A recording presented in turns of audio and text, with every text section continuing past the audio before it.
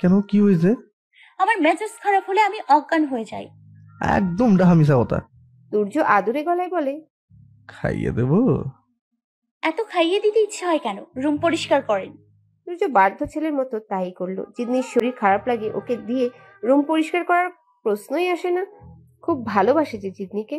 জিদনি খাটের উপর বসে খাচ্ছে আর চোখে সূর্যের দিকে তাকাচ্ছে। আহারে বেচারা, এখন ঘরও পরিষ্কার করতে হয়। দিগন্ত দরজার সামনে দাঁড়িয়ে আছে, এসে রাগান্বিত কণ্ঠে বলে, মামা তুমি এমন কেন? তুমি আমায় এই জায়গায় রেখে আসছো, আমি মামার চিন্তায় শেষ। দুই মামা ভাগ্নের প্রীত দেখে আফসোস হচ্ছে জিদনির। সূর্য রুম পরিষ্কার করে ফ্রেশ হতে রুমে গেল। মামা একটা কথা বলি, রাগ করবে না তো? কি বল? মামিকে রানীর মতো লেগেছে, আর তোমার প্রজার মতো রুম পরিষ্কার করার সময়। বলেই উচ্চস্বরে হাসছে দিগন্ত। সূর্য লজ্জা পেল খানিকটা, মনে মনে ফুলছে সূর্য। এত ডেঞ্জারাস বোঝাই দেয়।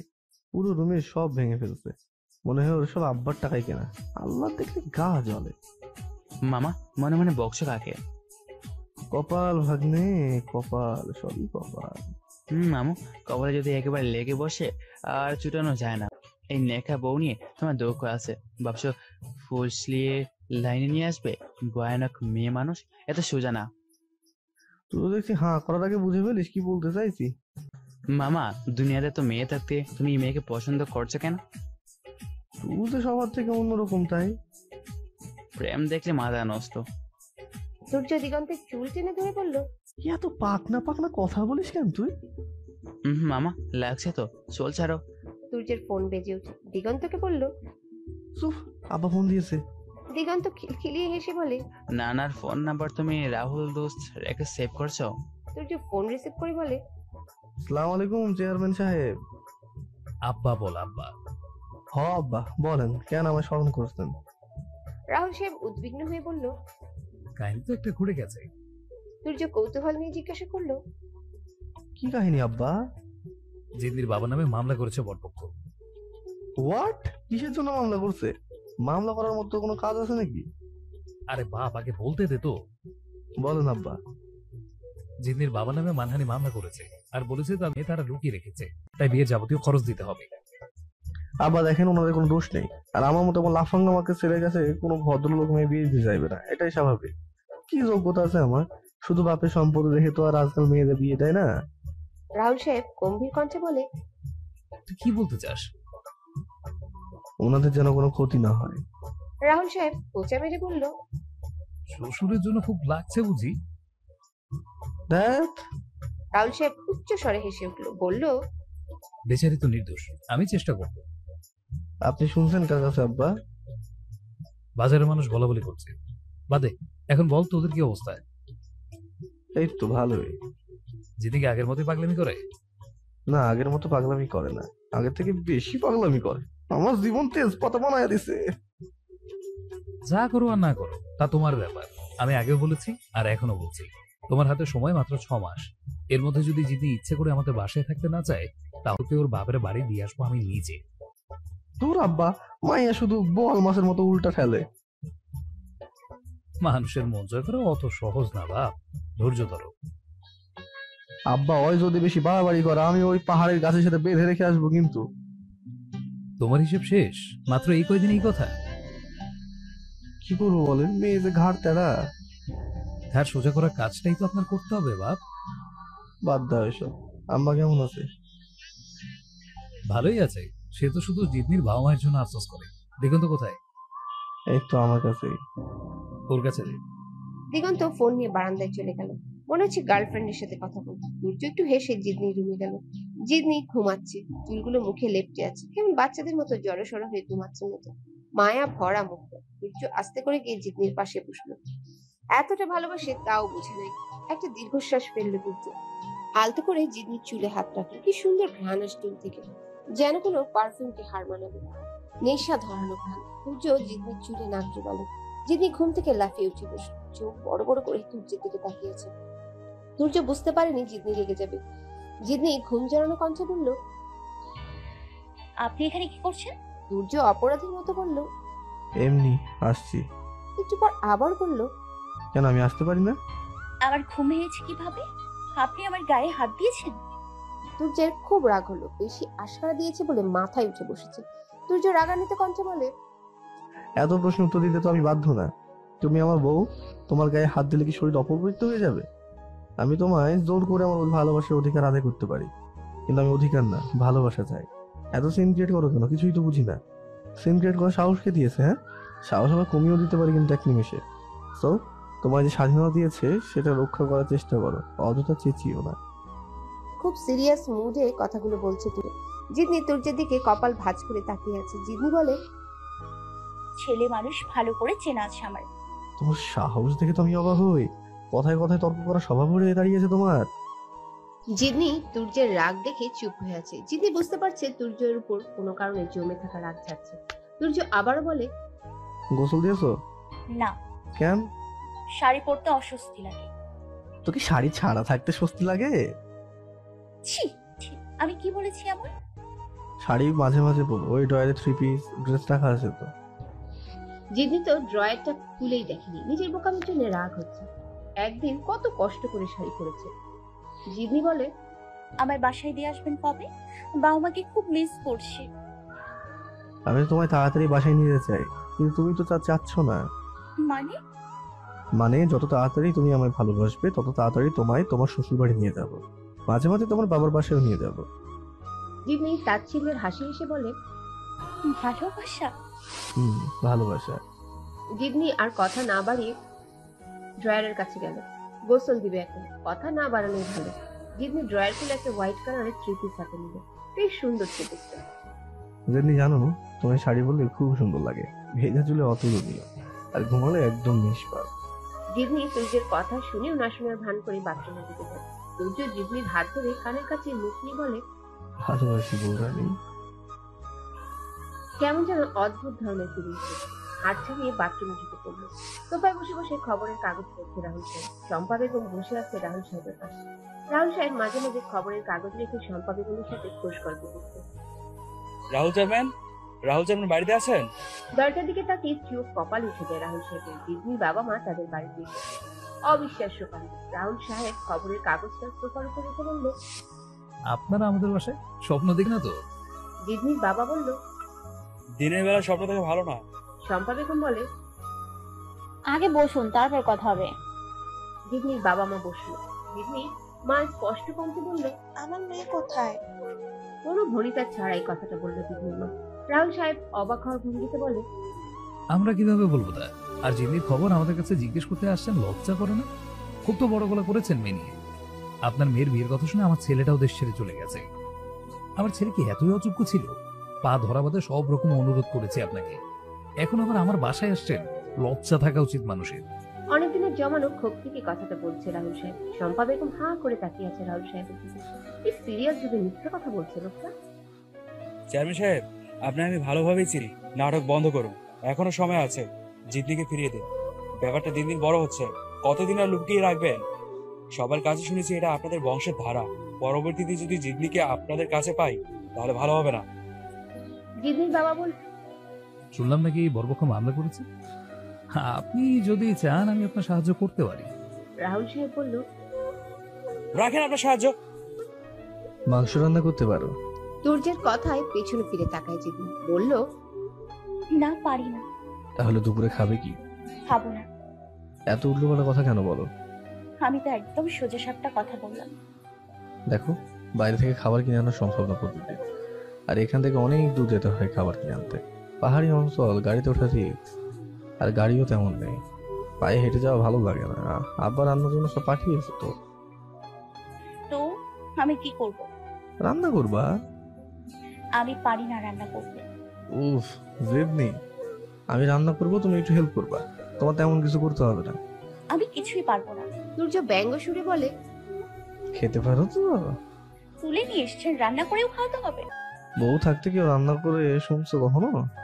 শুনিনি, তবে এখন দেখবো। উফ, তুমি কেন যে এত কথা পেঁচাও? চলো রান্নাঘরে।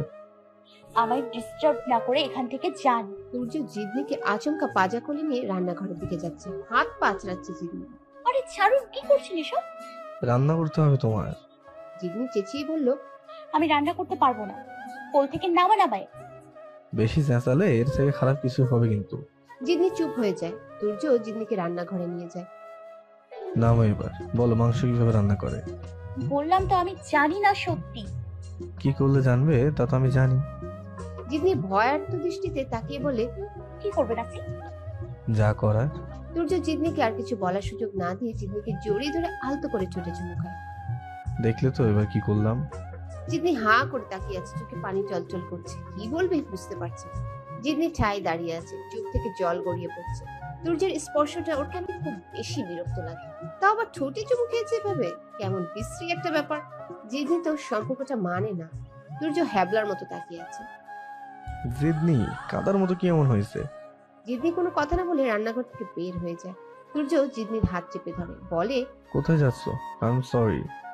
জিদনি চোখগুলো লাল হয়ে যাচ্ছে, ক্রমশ কাঁদতে কাঁদতে হেঁচকি উঠে গেছে। সূর্য আবারও বলে, ও কেঁদো না, তুমি কাঁদলে আমার কলিজায় লাগে।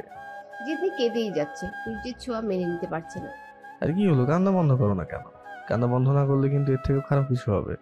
এলে বেগুনে জ্বলে উঠে জিদনি, দাঁত কিরমিরিয়ে বলে, কি খারাপ করবেন আপনি? না কিছু করবো না, কেঁদো না প্লিজ। শুধু তোমার ঠোঁটে চুমু খেয়েছি, আর কি করেছি বলো। জিদনির শরীর জ্বলে যাচ্ছে। সূর্যর কথাগুলো বিশ্রী ঠেকছে কানে।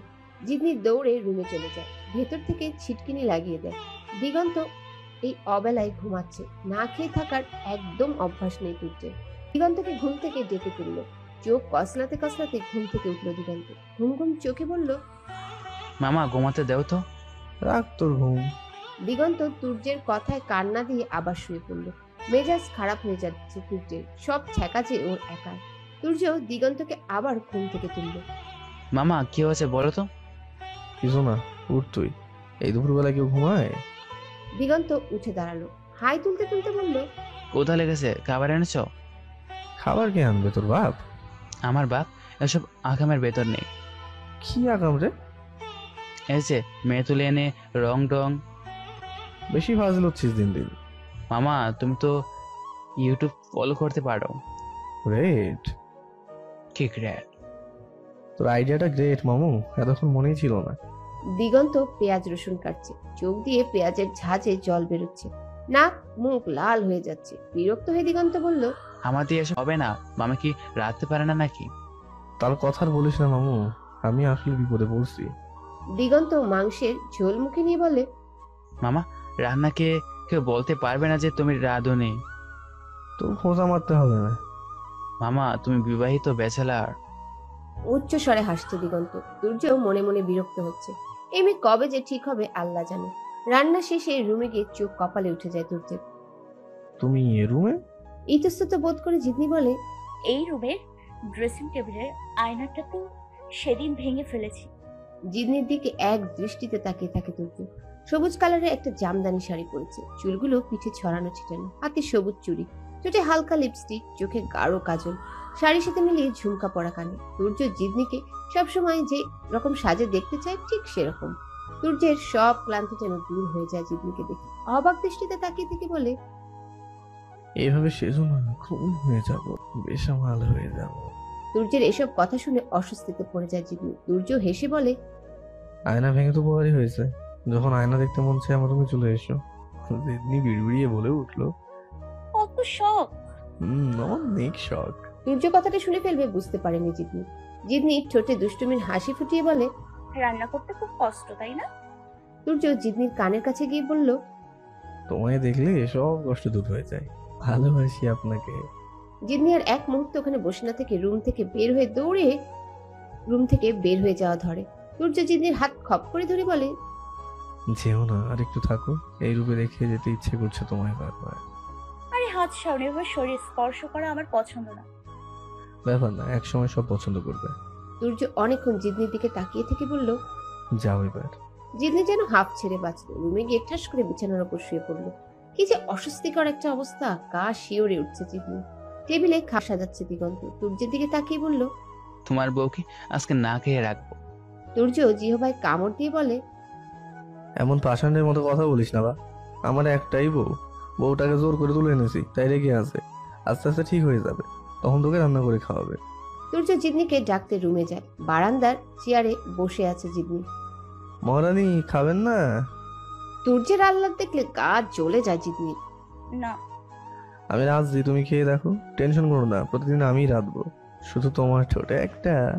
তুর্যের কথা শেষ না হতে চেঁচিয়ে উঠে জিতনি বলে, প্লিজ, ভাল লাগে না আমার এসব। মেরে ফেলেন আমায়, মারবেন? মুক্তি দিন, দম আটকে যাচ্ছে আমার। এভাবে কি ভালোবাসা পাওয়া যায়? কথাগুলো কেন জানি বুকে বিঁধে তুর্যের বলল। খেতে আসো। খাবো না। তুর্যের মেজাজ খারাপ হচ্ছে কেন জানি। একদম কষিয়ে থাপ্পড় দেবো, সব সময় না কেমন ভালোবাসি সেই দুর্বলতার সুযোগ নিচ্ছ। তোমার জায়গায় কোনো মেয়ে হলে এতদিনে চানে মেরে ফেলতাম। তুর্যের রাগ দেখে ভয় পেয়ে যায় জিতনি। পা টিপে টিপে ডাইনিং রুমের দিকে যাচ্ছে। মনে মনে হাসছে তুর্য। ভালো কথা কানে যায় না, বদের হাত দিয়ে একটা। সারাদিন রুমে একা থাকো, আমার সাথে তো কথা বলোই না। ওখানে বুক সেলফ আছে, বই পড়ে ইচ্ছে হলে। কোথায় বুক সেলফ? তুর্য হাত দিয়ে দেখিয়ে দিল। জিতনি বলে, এতদিন তো দেখিনি। খুঁজলে তো দেখবা, তুমি সবসময় থাকো পালানোর চেষ্টায়, এসব দেখবে কিভাবে? জিতনি চুপ মেরে বসে আছে। তুর্য আবারও বলে, দেখো আমরা কত সুন্দর রোমাঞ্চকর একটা জায়গায় আছি, আর তুমি যদি চাও তাহলে দিনগুলো কত ভালো যেত। আরে আজ আর কাল আমায় তো ভালোবাসতেই হবে, একটু তাড়াতাড়ি বাসো না, তাহলে আমার তো ভোগান্তি পোহাতে হবে না। জিতনি তীক্ষ্ণ দৃষ্টিতে তুর্যের দিকে তাকিয়ে আছে। তুর্য হেসে বলল, এভাবে তাকাও কেন, আমি খুন হয়ে যাই। জিতনি এসবে কান্না দিয়ে বলে। আপনি যান এখান থেকে, আমি বই পড়বো। জিতনি খাট থেকে নেমে বুক সেলফের কাছে যায়। কত বই রাখা এখানে। জিতনি বইগুলো নেড়ে দেখছে। তুর্য আস্তে আস্তে গিয়ে জিতনির পিছনে দাঁড়িয়ে আছে। জিতনির কানের কাছে গিয়ে বলে, একটু ভালোবাসলে কি এমন হয়? জিতনি এক রাশ বিরক্তি নিয়ে পেছনে তাকায়, বলে, দেখেন, আপনার প্রতি আমার বিন্দু মাত্র পরিমাণ ফিলিংস কাজ করে না। আমি কি করব বলে? তুর্য আচমকা জিতনিকে জড়িয়ে ধরে বলে। কি করে ফিলিংস কাজ করবে শুনি? জিতনি হন্তদন্ত হয়ে বলে, ছাড়েন আমায়, এগুলো কেমন অসভ্যতামি। তুর্য আরো শক্ত করে জড়িয়ে ধরে বলে। অসভ্যতা আমি না বউ, এগুলো ভালোবাসা। জিতনির শ্বাস আটকে যাচ্ছে যেন। কি করবে বুঝতে পারছে না। উপায় না পেয়ে তুর্যের কাঁধের উপর জোর একটা কামড় বসিয়ে দেয়। তুর্যের প্রাণ বের হওয়ার উপক্রম হয়েছে। তুর্য জিতনিকে ছেড়ে দেয়। শার্ট খুলে দেখে সবগুলো দাঁত বসে গেছে। খুব বেশি ব্যথা লেগেছে তুর্যের। তুর্য হাসবে না কাঁদবে বুঝতে পারছে না। তুমি আমায় এইভাবে কামড়ে দিলে কেন? আপনি আমায় জড়িয়ে ধরলেন কেন? বললাম না আমার বিরক্ত লাগে। তোমার বিরক্ত লাগা দিয়ে আমার কিচ্ছু যায় আসে না। কত জোরে কামড় দিয়েছো, আমার কাঁধে দাগ হয়ে গেছে। বাচ্চাদের মতো স্বভাব কেন তোমার? জিতনি আর কিছু না বলে ওখান থেকে চলে যাওয়া ধরলে তুর্যর হাত ধরে ফেলে। আরে যাচ্ছ কোথায়? আপনি যদি আমায় আর একবার জড়িয়ে ধরেন বা স্পর্শ করার চেষ্টা করেন, সত্যি আমি সুইসাইড করব। খুব সিরিয়াস মুডে কথাগুলো বলছে জিতনি। এই মেয়ের বিশ্বাস নেই, যখন যা ইচ্ছা করতে পারে। এই ভেবে তুর্যর হাত ছেড়ে দিল। আচ্ছা তোমার হাত ছেড়ে দিয়েছি, এবার হ্যাপি? জিতনি কপালে ভাঁজ করে মুখে একরাশ বিরক্তি নিয়ে ফ্লোরের দিকে তাকিয়ে আছে। তুর্য জিতনিকে রুমে রেখে লক করে চলে গেল। তুর্য যাওয়ার পরে রুমের দরজায় জোরে এক লাথি দেয় জিতনি। এইভাবে আর বন্দি থাকতে ভালো লাগছে না। কাঁদছে আর চুলগুলো টানছে জিতনি। কথায় কথায় জড়িয়ে ধরা চুমু খাওয়া জিতনির বিরক্তির মাত্রাটা আরো বাড়িয়ে দিয়েছে। রুমে পায়চারি করছে দিগন্ত। বাথরুমে শাওয়ার নিচ্ছে তুর্য। বাথরুম থেকে তুর্য বের হতেই দিগন্ত বলে, মেয়ে মানুষের মতো ওদের কোন লাগে গোসল দিতে? তুই তো মহাপুরুষ, যা 2 মিনিটে গোসল ছাড়। কালো কালারের শার্ট, শার্টের হাতা ফোল্ড করা, হাতে ঘড়ি, চোখে কালো চশমা, ক্যাজুয়াল শু, চুলগুলো স্পাইক করা, সব মিলিয়ে একদম সুদর্শন পুরুষ তুর্য। গায়ের রং একদম ফর্সা হওয়ার কারণে সাদা শার্টে খুব বেশি মানিয়েছে। ড্রেসিং টেবিলের সামনে দাঁড়িয়ে আছে তুর্য। বাথরুম থেকে বের হয়ে তুর্যকে দেখে হা করে তাকিয়ে আছে দিগন্ত। বলল, মামা, তোমার রূপের আলোতে রুম জল করছে। তোমার বউ অন্ধকার রাইতে বাতি লাগাবে না? পাম কম মেরে রেডি হ, আমার থেকে তুই বেশি সুন্দর। কচু সুন্দর আমি। তুই আমার থেকেও সুন্দর বা। আজকে জিতনি মামি তোমায় দেখলে ডাবল ক্রাশ খাবে। শুধু জিতনি মামি কেন, যে কোনো মেয়ে দেখলেই দেওয়ানা হয়ে যাবে। পাম মার বন্ধ করে রেডি হো তাড়াতাড়ি। আমরা কোথায় যাচ্ছি না? বেরোবো একটু। কোথায় যাব? উফ দিগন্ত, এত পেঁচাল না দিয়ে রেডি হতো। মামা, আমিও তোমার মতো এভাবে সাজবো। কালো শার্ট এনেছিস? এনেছি তো।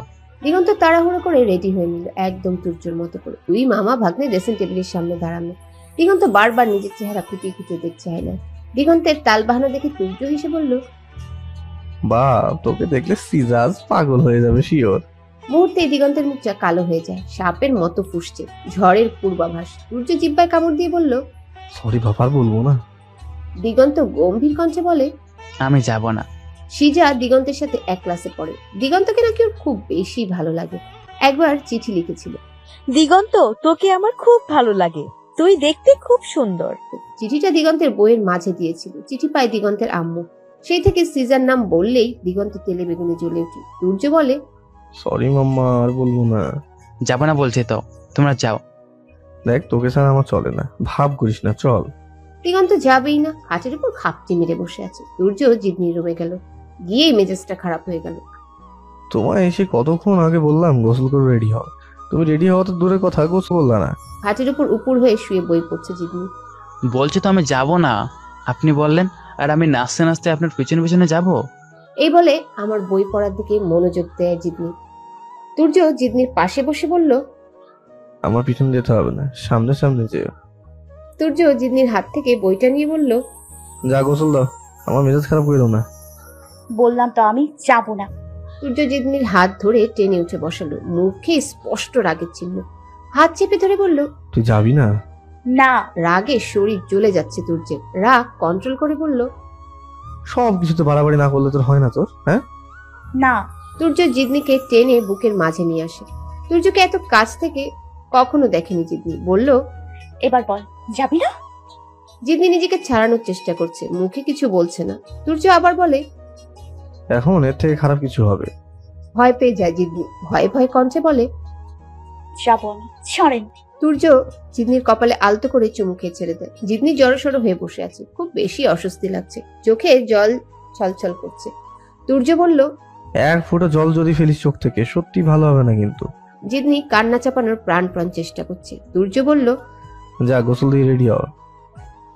জিদনি ড্রয়ার থেকে কাপড় নিয়ে বাথরুমে গিয়ে ঝর্ণা ছেড়ে চোখের জল ফেলছে। একটা মানুষ কতটা অমানুষ হলে বাবা মার কাছ থেকে সন্তানকে এভাবে নিখোঁজ করে রাখে ভেবে পায় না জিদনি। গোসল শেষ হলে হেয়ার ড্রায়ার দিয়ে চুল শুকাচ্ছে জিদনি। সূর্য বলল, ভেজা চুলে তোমার সুন্দর লাগে, চুল শুকাতে হবে না। জিদনির হাত থেকে হেয়ার ড্রায়ারটা নিয়ে যায় সূর্য। সূর্য আবার বলল, 3 পিস পরেছো কেন? কালো জর্জেট শাড়িটা পরো। সূর্য ড্রয়ার থেকে একটা শাড়ি বের করলো, পুরো কালো আর মোটা খয়েরি পাড়। এই রুমে তো ড্রেসিং টেবিল নেই, শাড়ি পরে আমার রুমে আসো। জিদনিও তাই করলো। শাড়ি পরে সূর্যের রুমে গেল। ভেজা চুল, কালো জর্জেট শাড়ি, খুব দারুণ লাগছে জিদনিকে। দিগন্ত খাটের উপর শুয়ে আছে। যাবে না? জিদনি লক্ষ্য করে দেখলো খুব সুন্দর লাগছে সূর্যকে। দিগন্তকে আরো বেশি সুন্দর লাগছে। জিদনি আর চোখে তাকাচ্ছে সূর্যের দিকে। সূর্য বলল, বউ, মুখ গোমরা করে থেকো না তো। আর দিগন্ত রাগ করেছে, যাবে না, তুমি একটু ওকে সাধো তো। জিদনি বলল। দিগন্ত, চলো বাবা। সূর্য দিগন্ত দুইজনই হাঁ করে তাকিয়ে আছে। জিদনি সত্যি সত্যি চাঁদবে, তাও আবার এত মিষ্টি ভাবে বুঝতে পারেনি সূর্য। দিগন্ত লাফ দিয়ে খাট থেকে নেমে গিয়ে জিদনিকে জড়িয়ে ধরলো।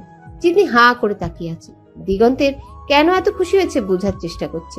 3 জন বাসা থেকে বের হলো। এখানে আসার পর এই প্রথম বাসা থেকে নামলো জিদনি। এখানকার পাহাড়গুলোর উচ্চতা বেশি না, তবে ছোট ছোট অসংখ্য পাহাড়ে ঘেরা জায়গাটা। দিগন্ত আগে আগে হাঁটছে, সূর্য আর জিদনি পিছনে হাঁটছে। সূর্য কথা বললেও জিদনি চুপচাপ হেঁটে চলেছে। দিগন্ত সামনে থেকে দৌড়ে পিছনে এসে জিদনির হাত ধরে বলল, মামি, কাকে বেশি সুন্দর লাগছে, আমাকে না মামাকে? জিদনি একটু হেসে বলল, তোমাকে। সূর্য মুচকি মুচকি হাসছে। দিগন্ত গাল ফুলিয়ে বলল, না, তুমি বোধহয় আমার খুশি করার জন্য বলছো। সূর্য বলল, তুই যে আমার থেকে সুন্দরী, এটা তো নতুন না। মামা, ছেলেরা সুন্দরী না, সুন্দর হয়। সূর্য বলে, তাও জানিস? দিগন্ত ভেঙচি কেটে বলল। নিজেই বুঝি সব জানতা। দিগন্ত জিদনির দিকে তাকিয়ে বলল, মামি, আমার সাথে একটু কথা বলো প্লিজ। মামা তোমার সাথে একটু কথা বলতে পারলে খুশিতে আত্মহারা হয়ে যায়। সূর্য রাগ দেখিয়ে বলল, ফাজলামি করার জায়গা পাস না, তোর মামির ভাব বাড়াচ্ছিস। হুম, মামি, বাপ বাড়ানোর কি আছে? মামি তো সব সময় বাবু আলী। জায়গাটা খুব নির্জন। ঝিঝি পোকা, বিভিন্ন পাখির ডাক কানে আসে মাঝে মাঝে। দিগন্ত ওদের ছাড়িয়ে অনেক দূরে চলে গেছে। মনে হচ্ছে জায়গাটা পর্যবেক্ষণ করতে এসেছে ও। সবকিছু ভালোভাবে দেখছে। জিদনি নিজের মনে হেঁটে চলেছে। সূর্যের অস্বস্তি কাজ করছে। দুইটা মানুষ একসাথে হাঁটছে, কথা বলে কি এমন হয়? জিদনি, এখন যদি বাঘ আসে কি করবা? আপনার বাঘের কাছে দিয়ে দিব।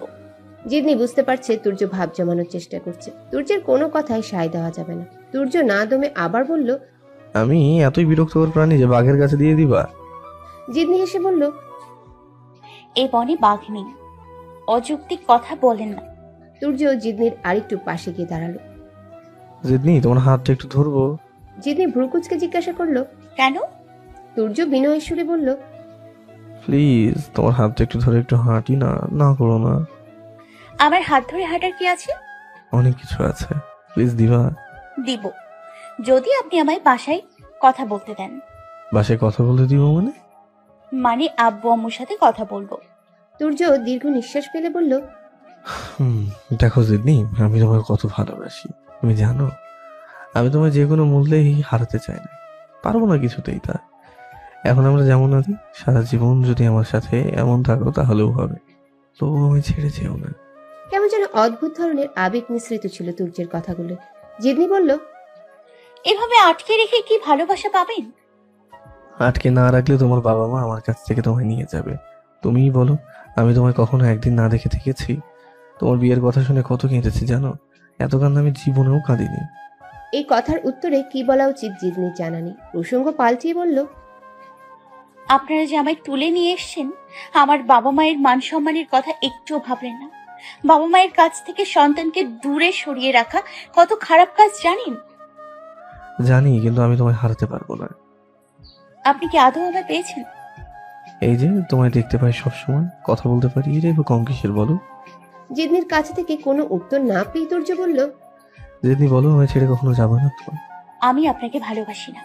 তুর্য জিতনির হাত ধরে বলল, বাসবা ভালো, সময়ের ব্যাপার।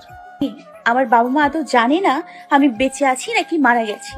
কত কষ্টে আছে তারা, সেখানে আপনাকে ভালোবাসবো আমি?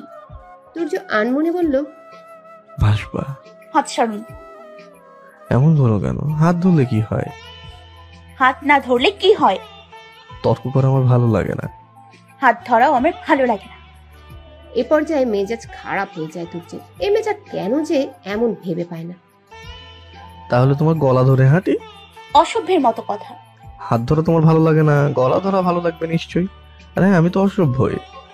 তুর্য জিতনির হাত ছাড়লো না, হাত ধরেই হাঁটছে। দিগন্ত পিছনে ফিরে চেঁচিয়ে বলল, মামু, বেস্ট অফ লাক। তুর্য হেসে দেয়। জিতনিও না হেসে পারল না। যেমন ভাগ্নে তেমন মামু।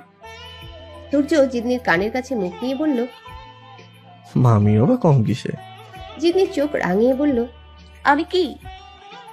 না না, কিছু না। জিতনি হাত ছাড়ানোর চেষ্টা করে বারবার ব্যর্থ হচ্ছে। তুর্য বলল, এই শোনো না। তুর্যের কথা শুনে ভ্যাবাচাকা খেয়ে গেল জিতনি। তুর্য এমন ভাবে বলছে মনে হয় কত প্রেম ওদের মাঝে। জিতনি শক্ত গলায় বলল, কি বলেন? উফ, আমি কি রোমান্টিক ভাবে কথাটা বললাম আর তুমি দিলা পানি ঢেলে। ন্যাকা। তুর্য আবারও বলে, এই শোনো, আমাদের ছেলে মেয়েগুলো একটু ভালো বানিও, হ্যাঁ তুমি শাসন করে, যাতে এমন আর তুলে এনে বিয়ে করতে না হয়। মাথা গেছে আপনার? আবল তাবল বলেন কেন? আবল তাবল কই বললাম? তো কি ভালো কথা বলেছেন? তো কি খারাপ কথা বলেছি? এই ছাড়ুন আপনি আমার। আর এইসব বলবো না, প্লিজ হাত ছাড়তে বলো না। এভাবে হাত ধরে রাখলে আমার অস্বস্তি লাগে। তুর্য চোটে দুষ্টুমির হাসি ফুটিয়ে বলল, প্রথম প্রথম সবারই এমন অস্বস্তি লাগে। বাজার থেকে ফিরেছে রাহুল সাহেব। বাসায় ফিরেই পুরো বাসা চিল্লাপাল্লা করে মাথায় তুলে। রুম থেকে বের হয়ে শম্পা বেগম বলল, কি হয়েছে, চেঁচাচ্ছ কেন? চেঁচাবে না তো কি? বাসায় এসে তোমার মুখটা না দেখলে আমার চলে না, সে তুমি জানো না? শম্পা বেগমের সতর্কে সুরে বলল, ওই রুমে তারিন, বুড়ো বয়সেও আবল তাবল বলা লাগে তোমার? সোফায় বসে রাহুল সাহেব বলল, এই আবল তাবল কথার জন্যই তোমার প্রেমে হাবুডুবু খেয়েছো। কি যে শুরু করলা তুমি? কি শুরু করেছি? বউয়ের সাথে রোমান্টিক কথা বলবো না তো কার সাথে বলবো? শম্পা বেগম রাগান্বিত সুরে বলল, ওই রুমে তারিন, কথা বললে কানে যায় না নাকি? আসছে উনি রোমান্টিক কথা নিয়ে। রুম থেকে বের হলো তারিন। রাহুল সাহেবের উদ্দেশ্যে বলল, দিগন্তের তো পরীক্ষা কদিন বাদে, আমি চলে যাব, আর বেড়াতে পারবো না। দিগন্তকে নিয়ে আসার ব্যবস্থা করেন আব্বা। শম্পা বেগম মন খারাপ করে বলল, সাজিদ আসার আগ পর্যন্ত এখানে থাক। ওনার আসতে দেরি আছে মা। রাহুল সাহেব বলল, তাহলে তোর এখানে থাকলে প্রবলেম কই? দিগন্তের এক্সাম, ওর তো লেখাপড়া কিচ্ছু হচ্ছে না। আরে মা, লেখাপড়া করে কে কি করছে বল? আর এই 1-2 এর এক্সাম না দিলেও চলে। আব্বা, দিগন্ত 1-এ পড়ে না, 4-এ পড়ে। ওই তো একই কথা। দিগন্ত কি ওর মা মামিকে রেখে আসবে? আব্বা, আপনারা ওরে আশকারা দিয়ে মাথায় তুলছেন একদম। ওর আব্বু এসে আমায় কথা শোনাবো। আরে বাদ দে, থাকুক না কয়দিন। শম্পা বেগম জানলার গ্রিলের ফাঁক দিয়ে বাইরে তাকিয়ে আছে। কতদিন তুর্যকে দেখে না, একটাই তো ছেলে।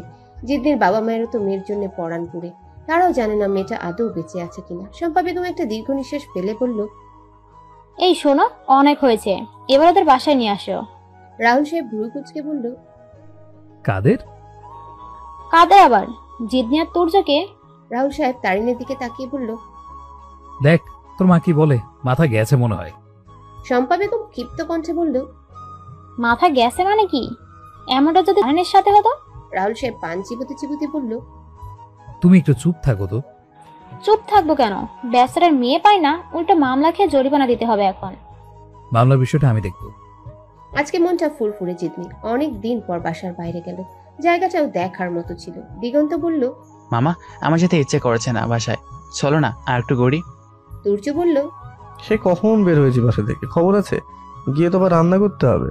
দিগন্ত হাসতে হাসতে বলল, নানার কাছে বলে দিব তুমি রান্না করো। তোর নানাও কত রান্না করেছে। জিদনি নির্বাক শ্রোতা, ওদের কথা শুনছে হা করে। দিগন্ত জিদনির দিকে তাকিয়ে বলল, মামি, তুমি মামাকে বলো আর একটু থাকবো এখানে, তুমি বললে মামা না করবে না। জিদনি তুর্যের সাথে আগ বাড়িয়ে কথা বলতে চায় না একদম। দিগন্ত বারবার বলছে। জিদনি নিরুপায় হয়ে বলল, ওখানে একটা পাহাড় আছে, যাবেন? জিদনির কথা অগ্রাহ্য করার প্রশ্নই আসে না। তুর্য বলল। তুমি যেতে চাইলে যাবো। দিগন্ত মুখ ভার করে বলল। এখন বউ যেতে দিয়েছে, এখন তো যাবো। তুর্য বলল। পাহাড়টা এখান থেকে বেশি দূরে, কিন্তু কাছে মনে হয়। জিদনি বলল, ও তাহলে থাক, যেতে হবে না। না না, চলো, সমস্যা নেই। দিগন্ত বিড়বিড়িয়ে বলল। এখন তো সমস্যা হবেই না। তুর্য হেসে বলল। তোর হিংসা হয়? পাহাড়ে সিঁড়ি বেয়ে ওঠা খুব কষ্টকর মনে হয় জিদনির কাছে। পাহাড়ের কাছে এসে বলল। সিঁড়ি বেয়ে উঠতে হবে? তুর্য বলল। না, কিছু করতে হবে না তোমার। বলে জিদনিকে পাজা কোলে নিয়ে সিঁড়িতে উঠলো। দিগন্ত হাতে তালি দিচ্ছে আর হাসছে। জিদনি হাত পা ছড়াছড়ি করছে আর কোল থেকে নামার জন্য। একা একা রান্নাঘরে রান্না করছে তুর্য, আর গুনগুনিয়ে গান গাচ্ছে। আগুনের তাপে কপালে বিন্দু বিন্দু ঘাম জমেছে, মুখে খানিকটা বিরক্ত ভাব। একা একা এভাবে ভূতের মতো থাকা অসহ্য লাগে তুর্যের। এখন প্রতিদিন নিয়ম মাফিক রান্না তুর্যকেই করতে হয়। অবশ্য এই নিয়ে তুর্যের কোনো অভিযোগ নেই। জিদনি রান্না করতে পারে না, আর পারেও রান্না করে তুর্যকে খাওয়াবে না সে তুর্য জানে। মেয়েটা সারাক্ষণ পালানোর ধান্দায় থাকে। এই মেয়ের ভিতরে কি প্রেম ভালোবাসা বলতে কিছুই নেই? ভেবেই পাচ্ছে না তুর্য। নাকি হৃদয় মরিচা পড়েছে। বিয়ের পর বউ রান্না করে, খাওয়ায়, কাপড় চোপড় ধুয়ে দেয়, হাজবেন্ডের কত সেবা যত্ন করে। আর তুর্যের বেলায় তার উল্টো। বিয়ের আগে হাত ধুয়েও ভাত খেতে কষ্ট হতো, এখন রান্না করেও খেতে না, শুধু খাওয়াতেও ভয়। রান্নার সময় হলেই দিগন্তের ঘুম পায়। বড্ড যন্ত্রণায় আছে তুর্য। রান্নাঘরে জানালার গ্রিলের ফাঁক দিয়ে তুর্যের দিকে তাকিয়ে আছে জিদনি। তুর্য রান্না করছে। জিদনি যেন বিষয়টা উপভোগ করছে। প্রথম প্রথম তুর্যকে খুব বিরক্ত লাগলেও এখন অত বেশি বিরক্তি লাগে না। তবে বাবা মার কথা মনে পড়তেই সব এলোমেলো হয়ে যায় জিদনি। তুর্যের চোখে চোখ পড়তে দৃষ্টি নামিয়ে ফেলে জিদনি। হ্যাঁ, লুকিয়ে লুকিয়ে রান্না দেখাটা হলো না আজ। লুকিয়ে লুকিয়ে রান্না দেখা হচ্ছে, তাই না? জিদনি ইতস্তত বোধ করে বলল। না। কি না? রান্না আবার দেখার কি আছে? সে তুমি জানো কি আছে দেখার। তোমার মতো মেয়ে মানুষ দ্বিতীয় আর নেই হয়। দয়া মায়া বলতে কিচ্ছু নেই। এত কষ্ট করে রান্না করে একটু হেল্পও তো করতে পারো। হেল্প না করো, একটু সঙ্গও তো দিতে পারো নাকি? এক নিঃশ্বাসে কথাগুলো বলে যাচ্ছে তুর্য। জিদনি ভেঙচি কেটে বলল। তুলে এনে বিয়ে করার স্বাদ বুঝে নেবার। অনেক স্বাদ গো, একদম রসগোল্লার মতো। তাহলে রান্না করেন আর রসগোল্লা খান। বউকে রেখে একা একা রসগোল্লা খাবো? আমি কি এত সেলফিশ মনে হয় তোমার? শুধু রসগোল্লা কেন, মাঝে মধ্যে চুমো তো খায়। খানিকটা লজ্জা পেয়ে চুপ হয়ে গেল জিদনি। যখন কথা বলে না পারবে তখনই আজাইরা কথা বলে। তুর্য হেসে বলল। একা একা খুব বোর হচ্ছিলাম, তুমি আসছো, এখন ফিলিংস গুড। তা মজা, আপনি কি প্রতিদিন এইভাবে রান্না দেখেন লুকিয়ে? শুধু দেখেন নাকি চুরি করে খাওয়ানো মাঝে মাঝে? আমার হাতে রান্না খুব টেস্ট, তাই না? জিদনি খেপে গিয়ে বলল। একদম বাজে বকবেন না। ইস, যে স্বাদের রান্না তার আবার চুরি করে খেতে যাবে। তুর্য এবার জিদনির কাছে গিয়ে জিদনির গা ঘেঁষে দাঁড়িয়ে বলল। তুমি একটু সেগুলো রান্না করে খাওয়াতে পারো না একদিন? জিদনি দূরে সরে গিয়ে দাঁড়িয়ে বলল। না, পারি না। দূরে সরে গেলে যে? আমার কোনো সমাজের রোগ নেই। আপনার নেই, আমার আছে। তুর্য আর কিছু না বলে জিদনিকে শক্ত করে জড়িয়ে ধরল। জিদনি বরাবরের মতো চোখ বের করে ছাল দাঁড়িয়ে আছে। তুর্য জিদনির খুঁটতে চলে বলল। তোমার ছোঁয়াতে রোগ কেন, মৃত্যু থাকলেও আমি প্রস্তুত। সূর্যের কথা শুনে শরীর জ্বলে যাচ্ছে জিতনি। এত প্রেম কোথা থেকে আসে ভাবি। জিতনি সূর্যের কাছে থেকে নিজেকে ছাড়িয়ে বলল, কথায় কথায় জড়িয়ে ধরা চুমু খাওয়া লজ্জা করেন আপনার? লজ্জা করবে কেন? আর কোথায় কোথায় কর, অনেকগুলো কথার পর জড়িয়ে ধরলাম। এক বিশ্লেষণ করতে হবে না আপনার। সূর্য হেসে বলল, তবে কি জানো, হ্যাঁ তুমি কি আগের মতো আমার উপর বিরক্ত হও না? আগে একটু চুমু খেলে কাঁদতে, এখন তেমন কিছু বলো না। ভালোবাসতে শুরু করছো নাকি? ভালোবাসা কথাটা শুনে বুকের মাঝে ধাপ করে উঠে জিতনি। আসলে কি তুর্যের প্রতি দুর্বল হয়ে যাচ্ছে ও? তুর্যকে ভালোবাসা অনেকক্ষণ ভেবে জিতনি বলল, আপনার উপর আগের থেকে আরো বেশি বিরক্ত, তাই কাঁদি না। কাঁদতে কাঁদতে অসহ্য হয়ে গেছে। হয়েছে, আর লজিক দেখাতে হবে না। লজিক নয়, দ্যাটস ট্রু। দেখো, ট্রু ফলস ওগুলো প্রাইমারি পড়া, ওই সময় শিখাতে আসো না। পাগল নাকি? না, পাগলির বর। রান্না শেষে গোসল সেরে খাঁচা গায়ে এলিয়ে দিল তুর্য। দিগন্তের কান ধরে টান দিতেই হকচকিয়ে উঠে বসে দিগন্ত। চোখ কসলাতে কসলাতে বলল, মামা তুমি এমন কেন? কেমন? আমার নিরীহ গমটা ভেঙে দিলে। একটু ঘুমাইলে তো অপারেশন সানস্লাট শুরু হয়। একটু ঘুমাইছিস তুই, তাই না? টানা 3 ঘন্টা ঘুমাইছস, আবার আমায় কথা শোনাচ্ছিস? রান্না তোর বাপ করবে? দেখি আমার বাপের থেকে তোমার উপর ভরসা বেশি। তুর্য আধাশো অবস্থায় হতাশ ভঙ্গিতে বলল, কত কি করি তোর মামির জন্য, তাও লাইনে আসছে না রে। লাইনে আসবে কিভাবে? তুমিও লাইনে আনতে জানো? মামু একটু শিখিয়ে দে না, কিভাবে কি করবো। বউয়ের পার্টি ভেজা। হ্যাঁ, আমি কি এতই হাবা নাকি? তুমি হাবার চেয়েও অদম। রাতে আমার পাশে শো কেন? মামার সাথে ঘুমাতে পারো না? দিগন্তের কথা শুনে ভ্যাবাচাকা খেয়ে যায় তুর্য। খানিকক্ষণ ভেবে বলল, না না নানু, কোনো রকম ডিস্টার্ব করতে না করছে। জোর করে তো ভালোবাসা পাওয়া যায় না মামু, তবে মানতেই হবে, তুই রাহুল সাহেবের যোগ্য লাতি। দিগন্ত বিরক্ত হয়ে বলল, কচো ডিস্টার্ব করো না আমায়, ঘুমাতে দাও। কসম, তুই যদি এখন ঘুমাস তোর ভাত নাই রে। আরে আমার ঘুমের সাথে তোমার এত শত্রুতা কেন? যাও, আমাকে ডিস্টার্ব করো। বিড়বিড়িয়ে কথাগুলো বলে ওয়াশরুমের দিকে চলে গেল দিগন্ত। উনি ঘুম নিয়ে সব সময় সিরিয়াস, ঘুমে ডিস্টার্ব হলেই গাল ফেলাবে। গোসল শেষে ভেজা চুলে তোয়াল পেঁচিয়ে ডাইনিং রুমে আসলো জিদনি। একদম গাঢ় নীল একটা গাউন পরা, সূর্য তাকিয়ে আছে হা করে। জিদনি কানে পিশপিশিয়ে বলল, কমন সেন্স নাই নাকি রে মাথায়? এইভাবে আমার সামনে আসো, খুঁড়ে যায়। জিদনি কপাল কুচকে বলল, সবসময় অসভ্যতামি। না, ভালোবাসা। জিদনি খেয়াল করে দেখলো তুর্যর হাতে ব্যান্ডেজ করা। ওনার হাত কাটলো কিভাবে? কথাটা জিজ্ঞেস করবে কিনা তাই নিয়ে দ্বিধায় ভুগছে জিদনি। অনেকখানি হাত কেটে গেছে, দিগন্ত এখনো ঘুমাচ্ছে, খুব ক্ষুধা লেগেছে, আবার না খেয়েই থাকতে হবে। চামিচ দিয়ে খান। চামিচ দিয়ে আবার মাংস খাই কিভাবে? বউ একটু খাইয়ে দাও না প্লিজ। অস্বস্তির মধ্যে পড়ে যায় জিদনি। দিগন্তকে বলুন খাইয়ে দিতে। আরে ও তো ঘুমাচ্ছে। তাহলে না খেয়ে থাকেন। আমি না খেয়ে থাকলে তুমি হ্যাপি? হ্যাপি আর স্যাডের কি আছে এখানে? না, কিছু নেই। আচ্ছা তুমি খাও, আমার তাহলে খাওয়া হয়ে যাবে। Cinematic dialogue. সিনেমা মানুষ গাঁজা খেয়ে বানায় না, বাস্তবের সাথে মিল রেখেই বানায়। সূর্য টেবিলে বসে আছে, জিদনি ভাত খাচ্ছে। আজকে কেন জানি অস্বস্তি লাগছে জিদনি। দিগন্তও নেই আজকে। একজনের সামনে বসে এভাবে খাওয়া কেমন যেন বিব্রতকর পরিস্থিতি মনে হচ্ছে। জিদনি খাওয়া অফ রেখে বসে আছে। সূর্য বলল, আমার না খেতে লজ্জা পাচ্ছ? আচ্ছা আমি খাচ্ছি, তুমি খেয়ে নাও। আপনি খাবেন না? তুমি খাইয়ে দিবে না তো কিভাবে খাবো? সূর্যের প্রতি কেমন যেন অজানা মায়া করছে, কাজ করছে জিদনি। কি করা উচিত এখন? জিদনি খানিকক্ষণ চুপ থেকে বলল, আচ্ছা আমি দিগন্তকে ডেকে আনছি, আপনি বসুন। দিগন্তকে ডেকে এনে কি হবে? আপনাকে খাইয়ে দেবে। আমার খাওয়া নিয়ে তোমায় ভাবতে হবে না, হাজার ডাকলেও দিগন্ত এখন ঘুম থেকে উঠবে না। আচ্ছা তাহলে আমি খাইয়ে দিচ্ছি, আসুন।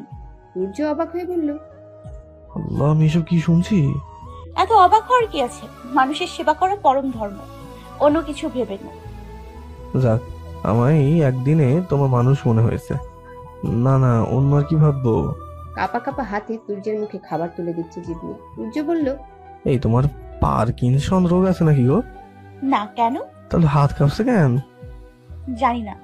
সূর্য নড়ে চড়ে বসে বলল, এত আনিজে ফিল করে কি আছে বলো তো?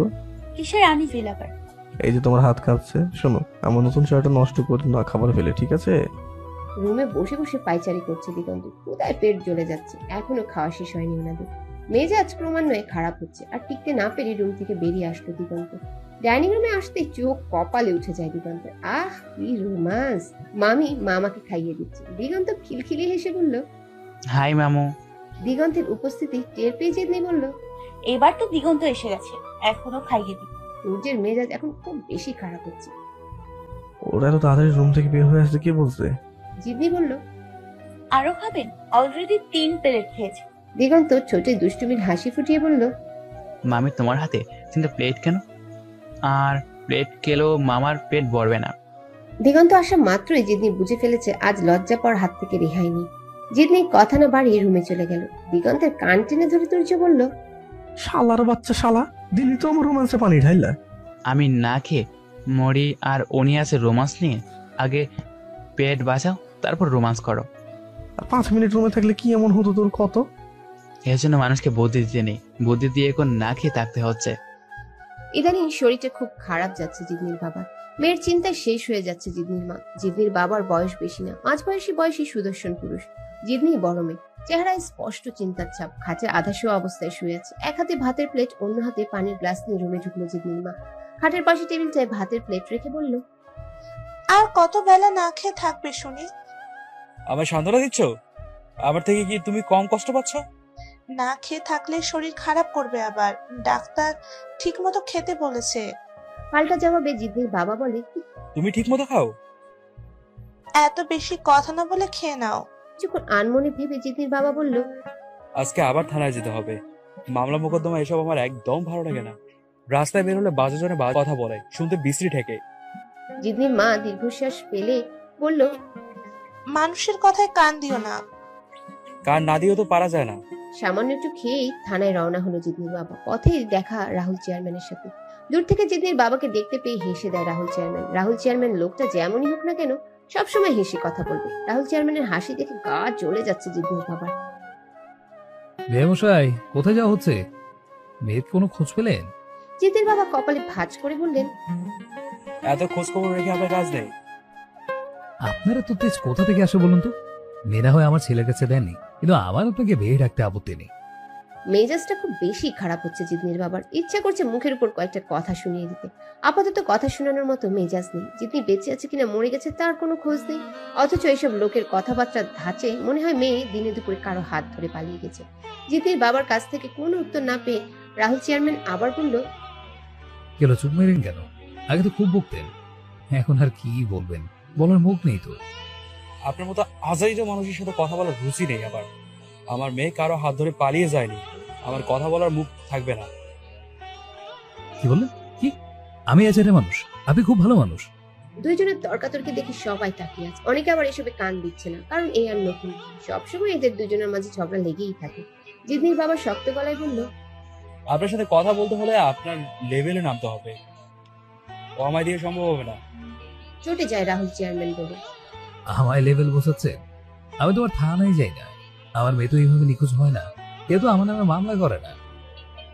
কথাগুলো বুকে বিঁধে জিতনির বাবার, কিন্তু চেহারা সেটা প্রকাশ করতে চাচ্ছে না। আশেপাশে মানুষের ছোটখাটো জট পড়েছে, সবাই দুজনের কথা শুনছে। একজনের এক এক রকম কথা বলছে। জিতনির বাবার কথা না বাড়িয়ে পাশ কেটে চলে যায়। পিছন থেকে রাহুল চেয়ারম্যান বলে। টাকা পয়সা তো দিলে কম না, জরিমানা দিয়ে মামলা খালাস করেন, প্রতিদিন থানায় যাওয়া মন্দ দেখায়। আর কোনো কথায় কানে নিচ্ছে না জিতনির বাবা। ধীর পায়ে হেঁটে চলেছে, মাথার ভিতর ঝিমঝিম করছে। এই রাহুল চেয়ারম্যান গিরগিটির চেয়েও বেশি রং বদলায়।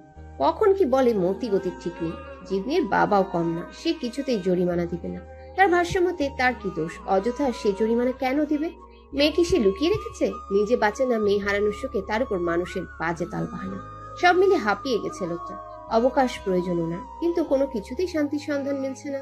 শেষ বিকেল, আবছা রোদে বারান্দা জুড়ে খুব মনোযোগ দিয়ে বই পড়ছে জিতনি। সূর্যের কারণে পড়ায় ডিস্টার্ব হয় বলে ভেতর থেকে রুমে ছিটকি নিয়ে লাগিয়ে রেখেছে। সূর্যের মেজাজ খুব খারাপ হচ্ছে। বিকেল পেরিয়ে গেল অথচ রুম থেকে বের হচ্ছে না জিতনি। জিতনি একদম ওর বাবার মতো, ভাঙবে তবু মচকাবে না। ভিতরে ক্ষতবিক্ষত হয়ে গেলেও বাইরে থেকে বোঝার উপায় নেই। খাটের পাশে হতাশ ভঙ্গিতে বসে আছে সূর্য। দিগন্ত বসে বসে চিপস খাচ্ছে। সূর্য বলল।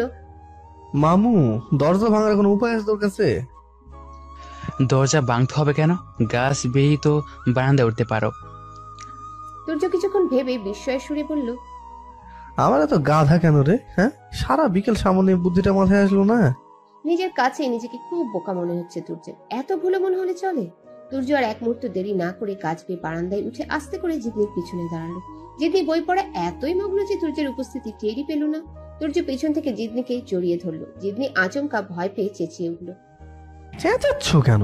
আমি জিদনি ভ্যাবাচাকা খেয়ে বলল, আপনি এখানে কি করে? যেখানে তুমি সেখানেই তো আমি। জিদনি রাগান্বিত কণ্ঠে বলল, জড়িয়ে ধরা আমার একদম পছন্দ না, ছাড়ুন আমায়। তোমার পছন্দ অপছন্দ ভাবতে গেলে তো আমার মরতে হবে, কারণ আমারও তোমায় পছন্দ না। তুর্য জিদনিকে আরো শক্ত করে জড়িয়ে ধরে ছোটে চুমু খেয়ে বলল। সারা বিকাল লুকিয়েছিলে কেন? এই প্রথম তুর্যের স্পর্শে জিদনির শরীর জুড়ে অদ্ভুত রকমের শিহরণ বয়ে যাচ্ছে। কেন এমন হচ্ছে জিদনি বুঝতে পারছে না। তুর্যের কাছ থেকে নিজেকে ছাড়ানোর তেমন চেষ্টাও করছে না জিদনি। তুর্যের ছোঁয়ার নিঃশ্বাস ভারী হয়ে যাচ্ছে। তুর্য খেয়াল করে দেখলো জিদনি চোখ বন্ধ করে আছে। তুর্য জিদনির ঠোঁটে আবারও চুমু খায়। জিদনির সর্বাঙ্গ কেঁপে ওঠে। তুর্য উপভোগ করছে বিষয়টা। জিদনির কেন যেন মনে হচ্ছে ভোরের মধ্যে আছে। অনেকক্ষণ পর জিদনি হুঁশ হয়। তুর্যের কাছ থেকে নিজেকে ছাড়ানোর চেষ্টা করে। তুর্য হেসে বলল, ছাড়বো না, আর একটু থাকো প্লিজ। জিদনি কেন জানি লজ্জা পাচ্ছে, নিজের উপর রাগ হচ্ছে। তুর্য এভাবে জড়িয়ে ধরে আছে এতক্ষণ ধরে, অথচ কিচ্ছু বলছে না।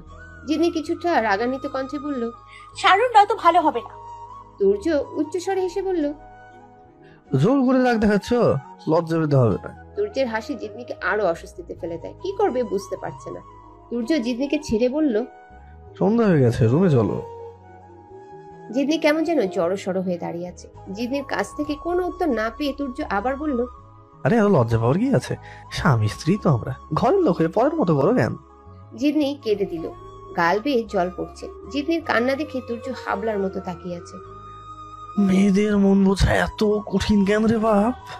তুর্য জিদনির চোখে জল মুছিয়ে দিয়ে বলল, জিদনি কি হয়েছে? আরে কাঁদছো কেন? অতিরিক্ত লজ্জা পেলে এভাবে কেঁদে দেওয়া জিদনির অভ্যাস, কিন্তু তুর্য ঠিক বুঝতে পারছে না জিদনি কেন কাঁদছে। তুর্য জিদনির মাথায় হাত বুলিয়ে দিয়ে বলল, ও ভালো কেঁদো না, বাসার সবার কথা অনেক মনে পড়ছে তাই কাঁদছো?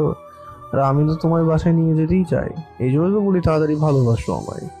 জিদনি আর এক মুহূর্তে ওখানে না দাঁড়িয়ে হনহন নিয়ে ওয়াশরুমে চলে গেল। তুর্য জিদনি চলে যাওয়া দেখছে, মনে মনে হাসছে তুর্য। জিদনি যে ওকে ভালোবাসতে শুরু করেছে তা বুঝতে পারছে তুর্য। মনে মনে খুব আনন্দ হচ্ছে তুর্য। ওয়াশরুমে আয়নার সামনে দাঁড়িয়ে নিজের চেহারার দিকে এক দৃষ্টিতে তাকিয়ে আছে জিদনি। নিজের উপর রাগ হচ্ছে। তুর্যের প্রতি কেন দুর্বল হবে? এমনটা কখনো চায়নি জিদনি। আয়নার সামনে দাঁড়িয়ে নিজেকে শুধরাচ্ছে জিদনি। এর মনকে শক্ত করছে, যেন শপথ গ্রহণ করছে কিছুতেই তুর্যের প্রতি দুর্বল হওয়া যাবে না। সন্ধ্যা পেরিয়ে রাত হয়ে গেল। সূর্যের মনটা আজ বেশ ফুরফুরে। দিগন্ত বলল, বেশ কষি কষি লাগছে। কারণ কি মামু? এত কারণ খুঁজতে হবে না তোকে। যখন টেকা পড়ো আমার কাছে আসো উদ্ধার হতে, এখন বাপ দেখানো হচ্ছে। আরে বাপ, কি ভাব দেখালাম? দিগন্ত খাট থেকে নেমে কোমরে হাত রেখে দাঁড়িয়ে বলল, আজকে যদি তুমি জিতনি মামের রুমে না ঘুমাও তাহলে দেখো কি হয়। সূর্য ভ্রু কুচকে বলল, তোর মামির রুমে ঘুমোতে হবে কেন? বিয়ের পর তো জামাই বউকে একসাথে ঘুমায়, তুমি আমার সাথে ঘুমাবে কেন? এমনিতেই কাঠ ছোট, তোমার জন্য রাতে আমি কাঠের নিচে পড়ে যাই।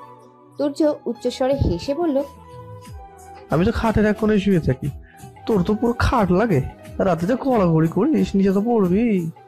সেটা আমার ব্যাপার, তুমি মামের রুমে ঘুমাবে, তোমার আর আমার সাথে নিব না। তোর মামি নিবে না তোর খাটে, তোর নিবি এই খাটে? পাগল পাইছিস সময়? যাও মামের সাথে, বুঝো গিয়ে। শুধু শুধু আমার সাথে চেঁচাও কেন? দিগন্ত রাতে 2-3 বার খাট থেকে নিচে পড়ে যায়। ফ্লোরে পড়ে বেচারার অবস্থা ব্যাঙের মতো হয়ে যায়।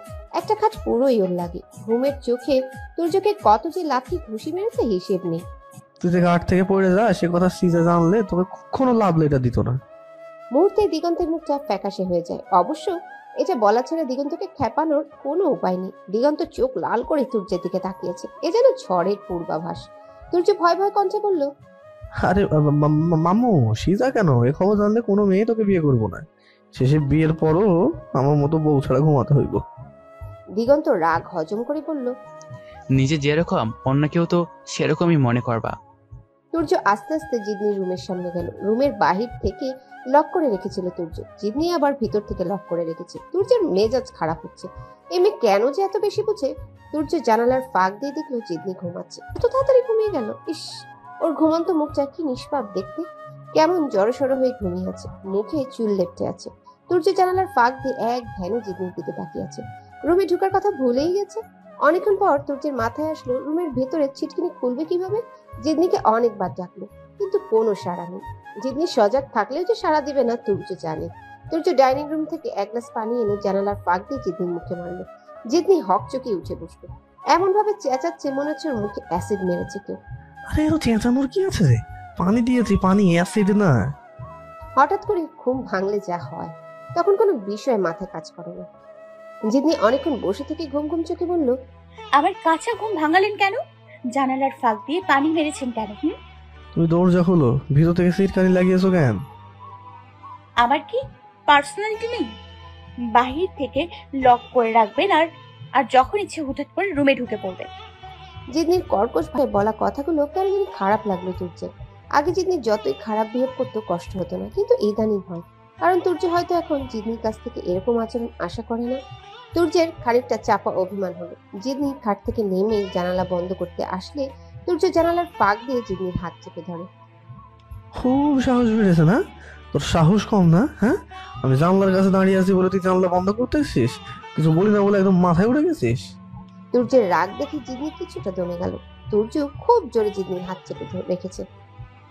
হাত ছাড়ুন, লাগছে তো। জিতনি হাত ছাড়ানোর চেষ্টা করলে তুর্য আরো শক্ত করে হাত চেপে ধরে। অসহ্য রকমের ব্যথা লাগছে জিতনি, হাত লাল হয়ে গেছে, মনে হচ্ছে ভেঙে যাবে। তুর্যের এরকম রূপ দেখার জন্য মোটেও প্রস্তুত ছিল না জিতনি। তুর্য চেঁচিয়ে বলল, তাড়াতাড়ি দরজা খোল, না হাত ভেঙে ফেলবো। তুই জানিস না আমি কেমন, আমি কি করতে পারি? হ্যাঁ, বেশি বুঝবি তো খুন করে পাহাড়ে রেখে চলে যাব।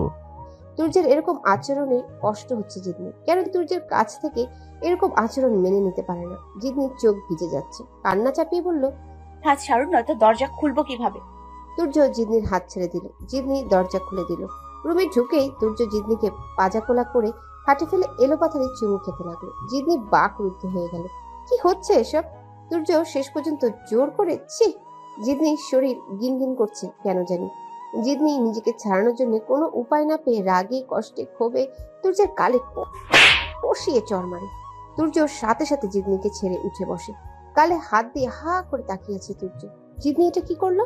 তুর্য যেন কিছু বলার ভাষা হারিয়ে ফেলেছে। একটু আগে রাগের বশে চড় মারলেও এখন কেন জানি ভয় করছে জিতনি। নিজের উপর নিজের রাগ হচ্ছে। কাজটা কি আদৌ ঠিক হয়েছে? তুর্য এখন কেমন রিয়েক্ট করবে যদি এর থেকে খারাপ কিছু হয়? ভয়ে তুর্যের দিকে তাকিয়ে জড়সড় হয়ে বসে আছে জিতনি। তুর্যের চোখে চোখ পড়তে দৃষ্টি নামিয়ে ফেলে জিতনি। তুর্য ঠাই মূর্তির মতো বসে আছে। ঠান্ডা গলায় বলল, শুধু চুমু খেয়েছি, খুব বেশি কিছু করে ফেলেছি? এখন যদি ওর থেকে খারাপ কিছু হয়? ভয়ে জিতনির শরীর কাঁপছে।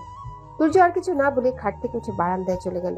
জিতনি তুর্যের চলে যাওয়া দেখছে। তুর্য যদি পাল্টা আঘাতে 2-4টা চড়ও দিত তাও এত ভয় পেত না, কিন্তু তুর্যের এই অদ্ভুত রকমের নীরবতা দেখে কেন জানি খুব বেশি ভয় পেয়েছে। তুর্য বারান্দার চেয়ারে বসে সিগারেট ধরিয়ে ধোঁয়া ছাড়ছে। সিগারেটের গন্ধ রুমে ছেয়ে গেছে। জিতনি ভয়ে চুপসে গেছে। খাটের উপর থেকে নেমে আস্তে আস্তে বারান্দার দিকে উঁকি মেরে দেখলো তুর্য বারান্দায় বসে আছে সিগারেট হাতে। জিতনির কি উচিত? ওর কাছে সরি বলা? কি করা উচিত জিতনি ভেবে পাচ্ছে না। অপরাধবোধ কাজ করছে। কিছু বলার সাহস না পেয়ে জিতনি চুপচাপ দাঁড়িয়ে রইল। জিতনি তো তুর্যকে নিরুপায় হয়ে চড় দিয়েছে। এভাবে আচমকা শরীরের উপর ঝাঁপিয়ে পড়া কি ওনার ঠিক হয়েছে? তাছাড়া তুর্য অন্যায়ভাবে জিতনিকে এখানে বন্দি করে রেখেছে, মা বাবার কাছ থেকে নিখোঁজ করে রেখেছে। তার মতো মানুষকে একটা চড় মেরে এত অপরাধ বোধ হওয়ার তো কিছু নেই। এসব ভেবে নিজের মনকে শক্ত করে খাটে গিয়ে শুয়ে পড়লো জিতনি। অনেকক্ষণ ধরে চোখ বুজে আছে, কেন জানি ঘুম হচ্ছে না জিতনি। তুর্য কি এখনো বারান্দায় বসে সিগারেট খাচ্ছে? এসব জানার জন্য কেন যেন কৌতূহলী হয়ে উঠছে জিতনি। আবার উঠে বারান্দায় গেল। তুর্যের পাশে আধা খাওয়া সিগারেটের খোসা। জিতনি ভয় মিশ্রিত কণ্ঠে বলল, ঘুমোবেন না? তুর্য পেছন ফিরে তাকালো। অনেকক্ষণ লাল চোখে জিতনির দিকে তাকিয়ে থেকে বলল, ঘুমাবো নাকি ড্যান্স করবো সে জবাব তোর কাছে দিতে হবে। কালকেই তুই এই বাড়ি থেকে যেথায় ইচ্ছা সেথায় চলে যাবি। জিতনি এসব কানে না দিয়ে আবার বলল, সরি। তুর্য এবার চেয়ার থেকে উঠে দাঁড়িয়ে বলল, রাখ তো সরি, 1 সেকেন্ডের ভিতর এখান থেকে যা। জিতনি ভেবে পাচ্ছে না কি হচ্ছে এসব। এই বিষয় নিয়ে সরি বলার কি আছে? তুর্য এ বাড়ি থেকে ওকে যেতে বলেছে, ওর তো খুশি হওয়ার কথা। এরকম দোটানায় ভুগছে কেন? সারা রাত না ঘুমিয়ে বারান্দায় কাটিয়ে দিল তুর্য। জিতনি চোখ বুজে শুয়েছিল, কেন জানি ঘুম আসেনি। সকাল হতেই তুর্য ড্রয়ার, শোকেস, আলমারি সবকিছু চালিয়ে গেল জিতনির রুম থেকে। বাহির থেকে রুম লক করে দিয়ে বলল, খাওয়া তো দূরের কথা, 1 ফোঁটাও জল তোর জন্য হারাম। এতদিন আমার ভালোবাসা আদর যত্ন দেখেছিস, আজ থেকে নতুন করে আমায় চিনবি। রুমের দরজা জানালা সব বন্ধ করা। অন্ধকার রুমে গুটিসুটি মেরে বসে আছে জিদনি, মুখে এক রাশ বিরক্তির ছাপ। মাঝে মাঝে খাট থেকে নেমে দরজায় দু একটা লাথি মেরে আবার এসে বসে থাকে। দম বন্ধ হয়ে আসছে। রাতে অনুশোচনা হলেও এখন তুর্যের উপর মেজাজ খারাপ হচ্ছে। একে তো জোর করে তুলে এনেছে, এখন আবার কথায় কথায় শরীরে স্পর্শ করে। এসব ভাবতে ভাবতে রাগে ফুসছে জিদনি। ভাত খাওয়া নিয়ে খোঁটা দেয়। লাইফটাকে একদম হেল বানিয়ে দিয়েছে। চেয়ারে বসে বসে অন্যমনস্ক হয়ে ভাবছে তুর্য। তুর্যের রাগ দেখে দিগন্ত চুপ হয়ে আছে, কিছু বলার সাহস পাচ্ছে না। পাবেও বা কি করে? তুর্যের রাগ খুব খারাপ জিনিস। চড় থাপ্পড় খাওয়ার ইচ্ছা নেই দিগন্তের, তাই বসে বসে ফোনে গেমস খেলছে। জিদনির জন্য টেনশন হচ্ছে দিগন্তের। মেয়েটাকে রুমে বন্দি করে রেখেছে। তুর্যের এসব রাগ অতিরিক্ত মনে হচ্ছে দিগন্তের কাছে। ভয়ে ভয়ে জিজ্ঞাসা করলো, মামা মামের উপর হঠাৎ ক্যাপলা কেন? দিগন্ত ছোট মানুষ, আর জিদনির হাতে চড় খাওয়া এটা দিগন্তকে কেন কাউকেই বলা সম্ভব না। আত্মসম্মান বলেও তো একটা জিনিস আছে। আবার জানালা বন্ধ করে দেয়। মেয়েটাকে বেশি ভালোবাসি বলে এমনটা করবে? আর গায়ে হাত তুলে কত বড় বিয়াদ্দ! ব্যাপারটা তুর্যের আত্মসম্মানে আঘাত করেছে খুব। তুর্যের কাছ থেকে কোনো উত্তর না পেয়ে দিগন্ত আবার বলল, এই মামা কথা বলছো না কেন? নানা ভাই তো মামির সাথে খারাপ ব্যবহার করতে না করেছে। তুমি এমন করলে কিন্তু আমার নানার কাছে বলে দেব। ওই কি বলবি তুই? কানের উপর দুইটা দেবো। তো জিদনির জন্য এত লাগে কেন? বকবক বন্ধ কর, মেজাজ খারাপ করিস না আর। দিগন্ত খানিকক্ষণ কি যেন ভেবে মুখ টিপে হাসছে। দিগন্তের এমন কারণ ছাড়া হাসি তুর্যের মেজাজটা আরো খারাপ করে দিল। চোখে মুখে বিরক্তি নিয়ে জিজ্ঞাসা করলো, তোর হয়েছেটা কি? হাসছিস কেন অযথা? দিগন্ত এবার উচ্চস্বরে হেসে বলে, রাতে কার থেকে পড়ে যাওয়া বলে মামি ঘুমাতে নেয়নি, তাই মন খারাপ করছো? কথা বলে দিগন্ত হাসতে হাসতে গড়াগড়ি খাচ্ছে। তুর্য না হেসে পারল না। এই দিগন্তের সামনে তুর্য বেশিক্ষণ রাগ দেখে থাকতেই পারে না। যে করে হোক হাসাবেই ওকে। একটু হেসে তুর্য আবার গম্ভীর গলায় বলল, নিজে যেমন খাট থেকে পড়ে যাস, অন্য কেউ তো সেরকমই ভাববি। তা না হলে মামির উপরে তো রাগ আছে কেন? দিগন্ত তুই ছোট মানুষ, এসব বুঝবি না বাবা। আর আজকে রান্না হবে না, তোর ক্ষুধা লাগলে ফলমূল খেয়ে নিস। দিগন্ত চিন্তায় পড়ে গেল। হঠাৎ কি এমন হলো? বলল, মামিও ফলমূল খাবে? না, ওর খাওয়া বন্ধ। দিগন্ত অবাক হয়ে তুর্যের দিকে তাকিয়ে আছে। রুকুচকে বলল, আর হয়েছে, এটা কি বলবা? মামি কি করেছে? তুমি কিন্তু খুব বেশি বাড়াবাড়ি করছো। এমন করলে মামির মন পেতে হবে না। দিগন্তের কথা শুনে তেলে বেগুনে জ্বলে উঠে তুর্য। বলল, মামির জন্য খুব লাগে না? যা তোর মামির কাছে যা। ভালোবাসার গোষ্ঠী কিলাই। এই ভালোবাসায় আমার জীবনটাকে হেল বানিয়ে দিল। সবকিছু ছেড়ে একজনের পিছনে পড়ে আছি আমি, তাও। এই পর্যন্ত বলে মনে বিড়বিড় করে কি যেন বলছে তুর্য। দিগন্ত ঠিক বুঝতে না পেরে বলল, তাও কি? তুর্য ধমক দিয়ে বলল, তাও তোর বাপের মাথা। চুপ থাকতে বলছি না তোকে? এত সহজে দমে যাবার পাত্র দিগন্ত না। কিছুক্ষণ পর আবার বলল, আমি ফল টল খেয়ে থাকতে পারবো না। তাহলে যা, রান্না করে যা। আমি রান্না করতে পারি নাকি? খেতে পারিস? খেতে তো সবাই পারে, রান্না করতে কি সবাই পারে? হ্যাঁ, আমাকে তো রাঁধুনি মনে হয়। না, রাঁধুনির সবটা তো মেয়ে মেয়ে লাগে। তুর্য চোখ মুখ বুঝে বলল, বাপ, এবার চুপ থাক। তুমি মামির সাথে এমন বিহেভ করলে কেন? জানো মামি কি রাগ, আর আমরা ওনাকে অন্যায়ভাবে তুলে এনেছি। আমাদের সাথে তো খারাপ বিহেভ করবে, এটা নিয়ে আমাদের মন খারাপ করলে কি চলবে? মামি যদি এখন বদ্ধ রুমে সুইসাইড করে, না খেয়ে যদি অসুস্থ হয়ে যায়? দিগন্তকে কিছু বলতে গিয়েও থেমে যায় তুর্য। দিগন্ত তো ন্যায়সঙ্গত কথাই বলেছে, তবুও জিদনি চর মারবে এই ব্যাপারটা মানতে পারছে না তুর্য। বলল, এখন সকাল 11টা বাজে। কালকে সকাল পর্যন্ত শাস্তি অব্যাহত থাকবে। মামা তুমি কি পাগল হয়েছ? এতক্ষণ না খেয়ে থাকা যায় নাকি? রাতে খেয়েছি আর এখন পর্যন্ত খায়নি। তুমি বলছো কালকে সকালে খাওয়ার কথা? আমি একদম শেষ হয়ে যাব। তুর্য নড়ে চড়ে বসে বলল, তোকে আমি না খেয়ে থাকতে বলেছি নাকি? রান্না ঠিকই হবে, কিন্তু তোর মামিকে খেতে দেবো না। মামি করছেটা কি? রাতে ঘুম হয়নি, মাথা ব্যথা করে, এখন ঘুমাবো। আমি ডিস্টার্ব করবি না তো, ঘুম থেকে উঠে রান্না করবো। দিগন্ত মাথা ঝেঁকে বলল, ও কাহিনী তাহলে ওটাই? কিসের কাহিনী? ওই যে রাতে ঘুম হয়নি। এতে আবার কাহিনীর কি আছে? কাহিনী হলো কার থেকে পড়ে গেছো বলে মামি ঘুমাতে দেয়নি, আর রাতে ঘুম হয়নি। কথাটা বলে আবার উচ্চ স্বরে হাসছে দিগন্ত। তুর্য রাগ চেপে দিগন্তের দিকে এক নজর তাকে ওয়াশরুমে গিয়ে ফ্রেশ হয়ে শুয়ে পড়লো। শরীর খুব ক্লান্ত তুর্যের, বিছানায় গা এলিয়ে দিতেই ঘুমিয়ে গেল। একা একা রুমে বোর হচ্ছে দিগন্ত। জিদনির সাথে আড্ডা দিচ্ছে হচ্ছে। যেহেতু তুর্য এখন ঘুমাচ্ছে, আড্ডা দেওয়া কোনো প্রবলেমই না। দিগন্ত রুমের চাবি খুঁজছে। কোথায় রেখেছে চাবি? ড্রয়ার তন্ন তন্ন করে খুঁজলো, কিন্তু চাবি পাচ্ছে না। দিগন্তের ইচ্ছা করছে তুর্যের মাথার উপর ঘুষি মারতে, অনেকক্ষণ খোঁজার পর খাটের বিছানার নিচে চাবির সন্ধান মিলল। চাবি পেয়ে খুশি মনে দিগন্ত রুমের সামনে গিয়ে আস্তে আস্তে দরজা খুলল। মনে মনে ভয় হচ্ছে মামি যদি দরজা ভিতর থেকে লক করে রাখে। কালকে সন্ধ্যার ওই ঘটনার পর আর দরজা ভিতর থেকে লক করেনি জিতনি। দরজা খোলার আওয়াজ পেয়ে হকচকিয়ে উঠে বসলো জিতনি। দিগন্ত মুখে আঙ্গুল চেপে বলল, ইস চুপ, চেঁচিও না, মামা সজাগ হয়ে যাবে। জিতনি বুঝতে পারলো দিগন্ত সূর্যের চোখ ফাঁকি দিয়ে রুমে এসেছে। দিগন্ত দরজা ভিতর থেকে লক করে খাটে গিয়ে জিতনির পাশে বসলো। জিতনি সতর্ক কণ্ঠে জিজ্ঞাসা করলো, তোমার মামা কোথায়? ঘুমাচ্ছে।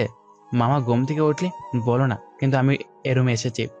জিতনি মাথা ঝেঁকে বলল, হ্যাঁ ঠিক আছে। আমি একা একা রুমে বোর হচ্ছিলাম, ভাবছি তুমিও বোধহয় বোর হচ্ছ, তাই আড্ডা দিতে আসলাম। আর মামা নাকি আজ রান্না করবে না, না খেয়ে থাকতে হবে। আচ্ছা, মামির সাথে তোমার হয়েছেটা কি? জিতনি গম্ভীর কণ্ঠে বলল, কিছু হয়নি। পেটে ক্ষুধা লেগেছে তোমার? আমি সকাল থেকে আপেল খেয়ে আসি। ক্ষুধা লেগেছে খুব।